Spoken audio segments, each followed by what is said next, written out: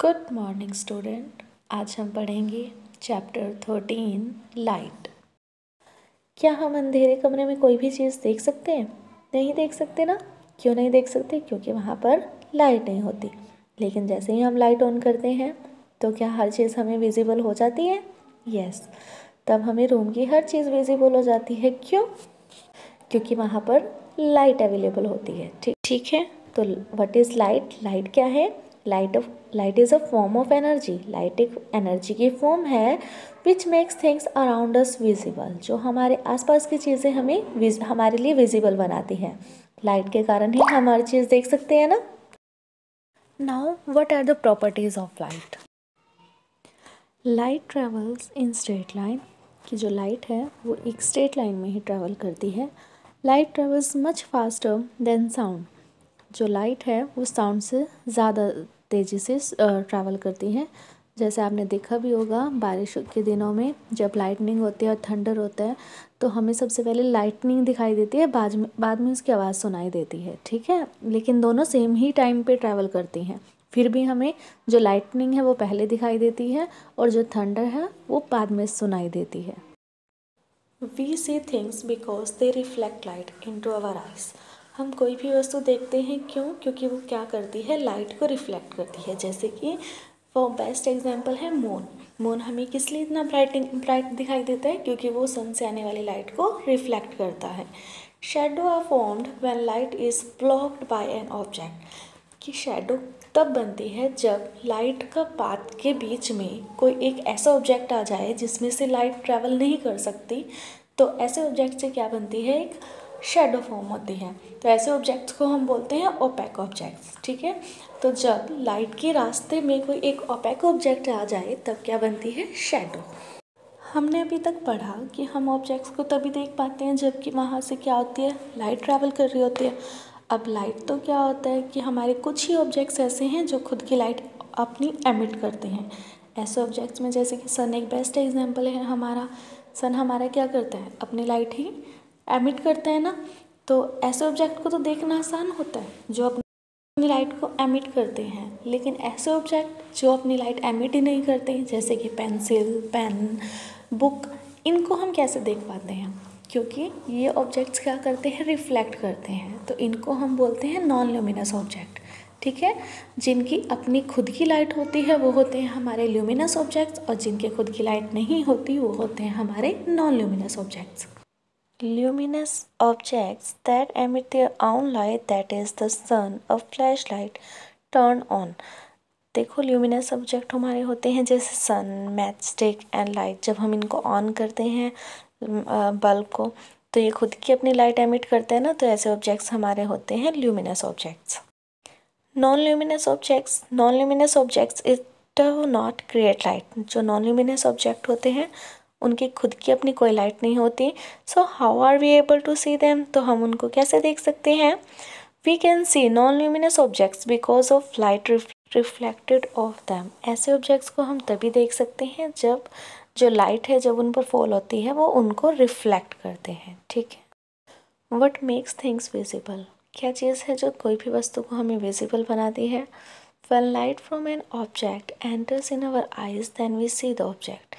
कि जब किसी भी ऑब्जेक्ट से लाइट हमारी आइज़ में एंटर करेंगे तब हम उस ऑब्जेक्ट को देख सकते हैं। लाइट में हैव बीन एमिटेड और रिफ्लेक्टेड। जो लाइट है या तो वो एमिटेड होगी या फिर वो रिफ्लेक्टेड होगी ऑब्जेक्ट्स के द्वारा। लाइट रेज विच स्ट्राइक्स, जो भी लाइट है हमारे जो प्लेन सरफेस पर किसी भी ऑब्जेक्ट से स्ट्राइक करती है, टकराती है, तो उस रे को हम बोलते हैं incident ray. The ray comes back या bounced back from the surface after reflection is known as the reflected ray. वो रे जो कि रिफ्लेक्ट होती है या फिर बाउंस्ड बैक होती है उसी मीडियम में, उसको हम बोलते हैं reflected ray. Reflection of light. When light rays fall on an object, their direction changes and they turn back. This is called the reflection of light. कि जब लाइट रेज किसी भी ऑब्जेक्ट पर फॉल होती है तो उन जो लाइट रेज की डायरेक्शन थी वो चेंज हो जाती है या वो वापस टर्न हो जाती हैं। ठीक है, जिसको बाउंस्ड बैक भी बोल सकते हैं। This is called the reflection of light. इसे ही हम क्या बोलते हैं? Reflection of light. The rays falling on an surface are called incident ray. कि जो रेज फॉल करती हैं किसी भी प्लेन सरफेस पर उसको हम बोलते हैं इंसिडेंट रे। एंड जो रेज बाउंस्ड बैक होती हैं after the strike the plane mirror को या सरफेस को स्ट्राइक करने के बाद, टच करने के बाद जो रेज वापस से बाउंस्ड बैक होती हैं उनको हम बोलते हैं रिफ्लेक्टेड रे। बीच में हम एक नॉर्मल ड्रॉ करेंगे जिसको हम बोलते हैं नॉर्मल। ये बिल्कुल परपेंडिकुलर होता है हमारा जो सरफेस है उसके along. Laws of reflection, the angle between the normal and incident ray is called the angle of incidence। कि जो नॉर्मल और इंसिडेंट रे के बीच में जो एंगल बनता है उसको हम बोलते हैं इंसिडेंस एंगल, और इसको हम आई से डिनोट करते हैं।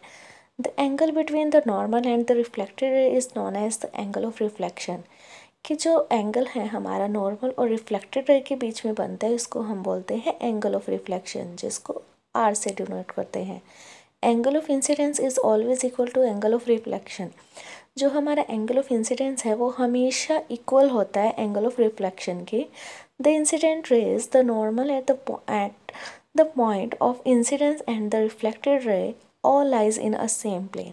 मीन्स जो हमारी इंसिडेंट रे होती है, रिफ्लेक्टेड रे होती है और नॉर्मल, तीनों ही हमारे सेम प्लेन में लाई करते हैं। Bouncing back of light rays after hitting any surface is called reflection of light। जैसे कि हमने अभी पढ़ा है कि जो बाउंसिंग बैक होती है लाइट रेज का, इसको क्या बोलते हैं हम, reflection of light. If the surface is smooth and shiny the light will reflect at the same angle eight which it hits the surface. हमने अभी पढ़ा है कि एंगल ऑफ इंसिडेंस हमेशा इक्वल होता है एंगल ऑफ रिफ्लेक्शन के, कि जो एंगल जिस एंगल से हमारी रेज टकराती हैं किसी भी सरफेस पर, बाउंस्ड बैक होने के बाद नॉर्मल के साथ उनका सेम वही एंगल बनता है। This is called a regular reflection. इसको हम बोलते हैं एक रेगुलर रिफ्लेक्शन, ठीक है। और प्रोड्यूस्ड गुड इमेज, ये जो रिफ्लेक्शन होता है इसमें अच्छी क्वालिटी की इमेजेस बनती हैं। If the surface is rough and uneven, then some light rays may get absorbed while other may reflected at various angle, called as irregular reflection। कि अगर हमारा जो सरफेस है वो रफ हो या अनइवन हो तो जो लाइट्स उस पर फॉल करेंगी उसमें से कुछ लाइट्स एब्जॉर्ब कर ली जाएंगी, बाकी जो अदर लाइट्स हैं वो रिफ्लेक्टेड तो होंगी बट उनका एंगल डिफरेंट हो जाएगा, ठीक है, जिसको हम बोलते हैं इरेगुलर रिफ्लेक्शन। इस रिफ्लेक्शन से जो इमेजेस बनेंगी वो क्लियर नहीं होंगी या फिर इमेज फॉर्म ही नहीं होगी। Characteristics of image formed by an plane mirror. जो प्लेन मिरर हमारे घरों में यूज़ होता है उनके द्वारा जो जो इमेजेस बनती हैं उसकी करेक्टरिस्टिक्स क्या होती हैं। इट इज़ वर्चुअल, ये वर्चुअल होती है। It is formed behind the mirror without the actual intersection of light of rays. कि ये क्या होता है, मिरर के पीछे बनती है जो हमारी इमेज होती है। इस तरह की इमेजेस को हम किसी भी पर्दे पर या किसी अदर ऑब्जेक्ट पर भी फॉर्म नहीं कर सकते। मतलब ये जो ऑब्जेक्ट्स हैं जैसे हमारा, इसको प्रोजेक्ट नहीं कर सकते एक तरीके से हम। जैसे कि जो हमारे प्लेन मिरर के द्वारा इमेजेस बनती हैं वो सिर्फ मिरर के पीछे ही बनेंगी, हम किसी और ऑब्जेक्ट पर नहीं बना सकते इसको, इमेज को। It is erect which means up straight, यह बिल्कुल सीधी होती है, इरेक्ट इमेजेस होती हैं। The image is laterally inverted, जो हमारी इमेज बनती है वो लेटरली इन्वर्टेड होती है।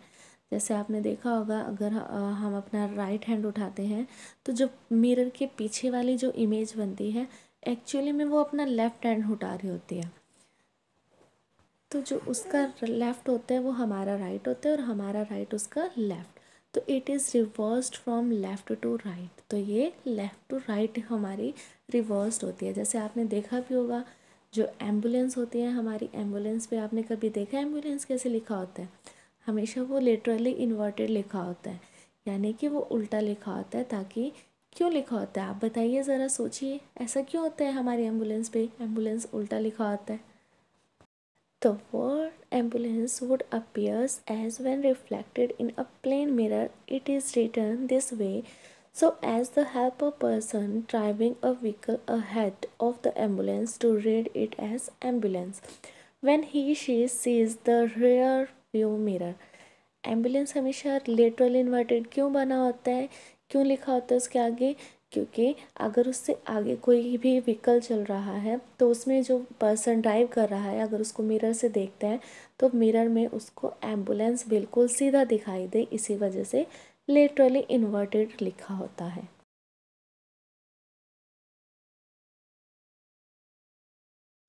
Formula to find number of images कि हमारे जो दो मिरर हैं अगर हम उनको किस तरीके से अरेंज करें तो हमारी जो ऑब्जेक्ट्स हैं इमेजेस हैं कितनी फॉर्म होंगी, ये ही हमें बता रहा है कि if two mirrors are at the angle of X, अगर दो मिरर हमारे एक्स डिग्री एंगल पर रखे हुए एक दूसरे के साथ तो जो हमारी इमेज फॉर्म्ड होगी तो नंबर ऑफ इमेजेस निकालने का तरीका है हमारा 360/x-1। फॉर एग्ज़ाम्पल जैसे कि आप मान सकते हो कि अगर हमने दो प्लेन मिरर 180 डिग्री के एंगल पर हम एडजस्ट करके रख सकते हैं तो नंबर ऑफ इमेजेस होंगी 360/180-1, यानी कि 2 - 1 = 1, यानी कि 180 डिग्री पर अगर हम 2 एंगल्स रखते हैं तो एक ही इमेज बनती है। अगर वहीं पर हम 120 डिग्री एंगल पर हम अपने दोनों मिरर्स को रखें तो हमारी इमेजेस बनेंगी 360 डिग्री अपॉन 120 - 1, यानी कि 2 इमेजेस हमारी बनेंगी। इसी प्रकार 90 डिग्री पर रखने पर हमारी 4 इमेजेस बनेंगी। आज के लिए इतना ही। Thank you. Have a nice day.